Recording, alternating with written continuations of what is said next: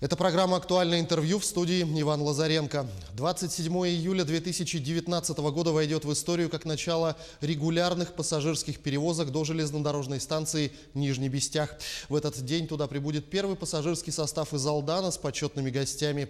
Об истории этой великой стройки и о том, какие перспективы открываются для республики, мы поговорим сегодня с нашим гостем. Это министр транспорта и дорожного хозяйства Республики Саха-Якутия Александр Тарасов.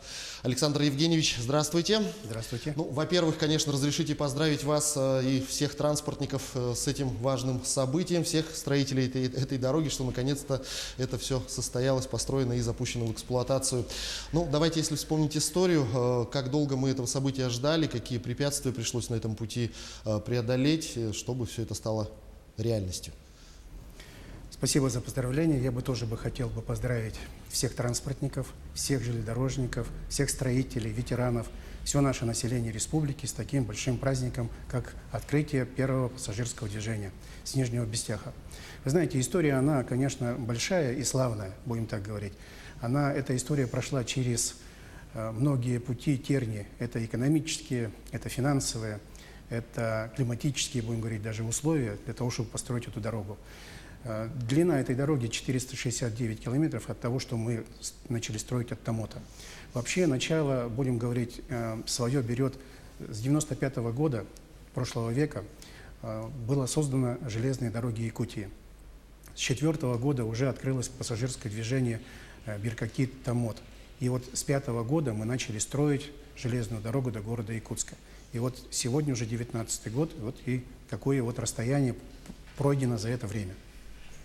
Но строительство железной дороги в таких суровых климатических условиях, которые вы, естественно, отметили, имеет свои особенности. Это все-таки вечная мерзлота. Какие технологические новые решения применялись и какие особенности эксплуатации будут в ходе движения пассажирских поездов? Вы знаете, да, при строительстве железной дороги действительно применялись новые технологии, такие как это на полотно, на первое полотно, будем говорить, ложили сначала полистирольные плиты.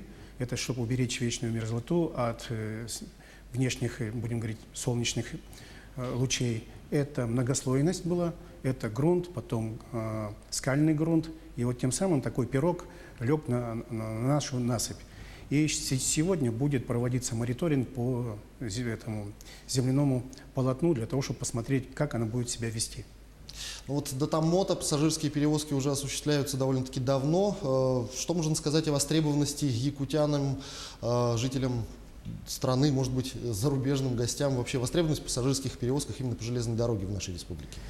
Вы знаете, если мы будем говорить 17-18 годы, да, то пассажирское движение, которое уже открыто, будем говорить, на линии Томот-Биркокит и далее в другие, допустим, регионы нашей страны, то оно уже говорит о том, что пассажиропоток уже растет.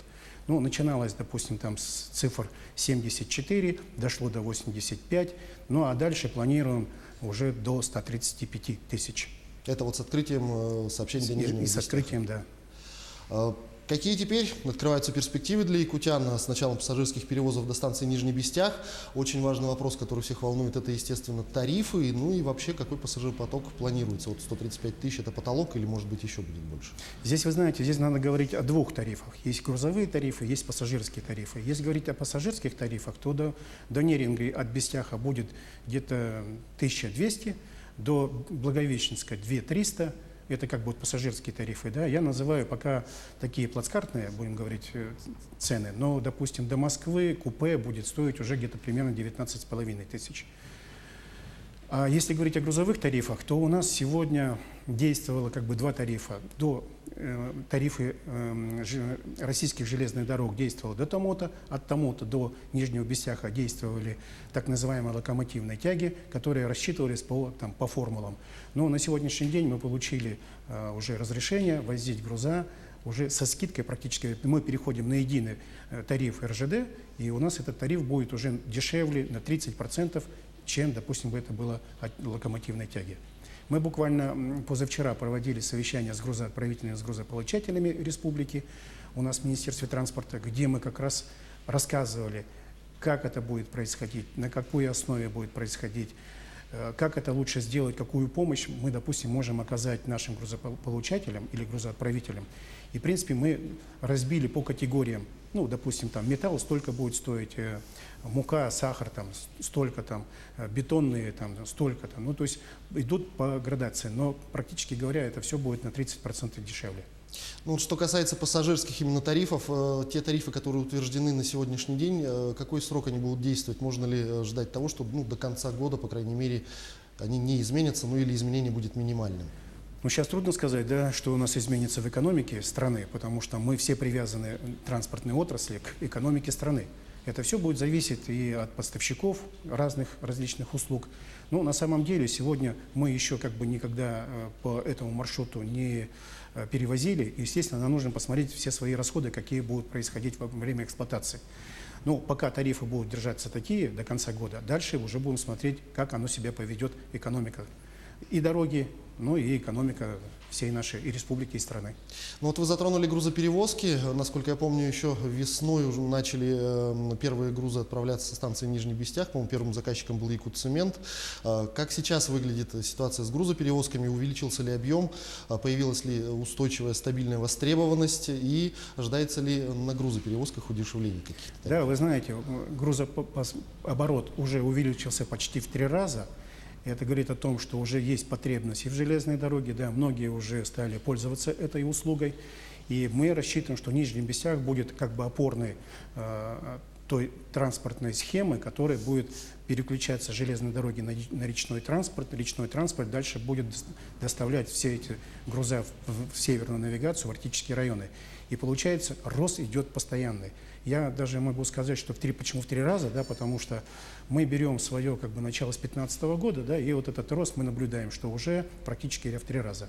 Если говорить по Южную Якутию, да, там в основном перевозка угля, ну там практически говоря, если мы сегодня перевозим там 2, 3, 4 миллиона тонн, то мы рассчитываем уже до 8 тонн, но для этого надо еще, конечно, инфраструктуру железной дороги сделать так, чтобы она могла, способна это все перелопатить.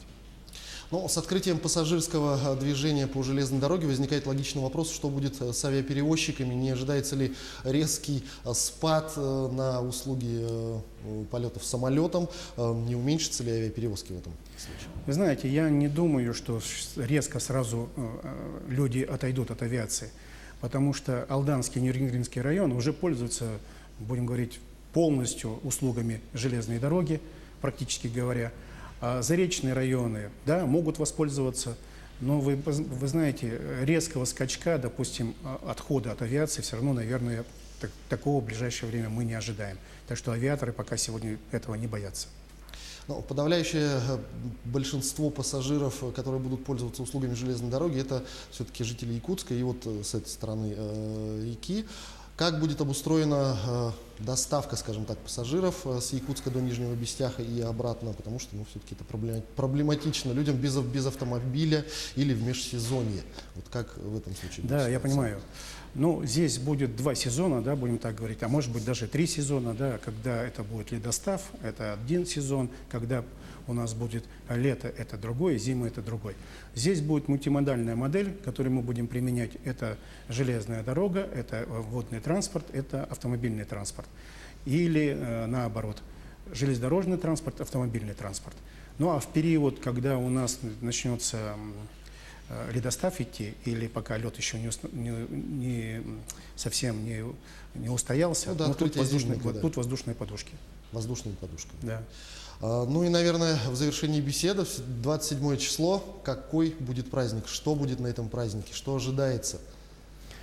Ну, во-первых, открытие будет в 12 часов, не открытие, а вот начало в 12 часов дня, в 13 часов должен прийти первый поезд с первыми пассажирами, которые будут идти из Алдана, это как бы сборный пункт. Большой будет митинг, далее будет большой концерт, и там будут разыгрываться лотереи. Я думаю, что там будут и наши местные артисты, и артисты будут еще и за пределов республики. Ну, такой как ансамбль, легендарный, будем говорить, «Самоцветы» будут участвовать тоже в концертной программе. То есть можно сказать, что вы всех приглашаете? Мы всех приглашаем, да, и я думаю, и генеральный директор обратился, Шимохин Василий Владимирович обратился к населению республики посетить Нижний Бестях в этот день и посвятить этот день открытию нашему движению. Александр Евгеньевич, я благодарю вас за беседу. Спасибо, что ответили на наши вопросы. Еще раз поздравляю вас с таким знаменательным событием и желаю вам успехов в вашей работе. Спасибо. Это была программа «Актуальное интервью». О начале регулярных пассажирских перевозок мы говорили сегодня с министром транспорта и дорожного хозяйства Александром Тарасовым. До встречи в эфире.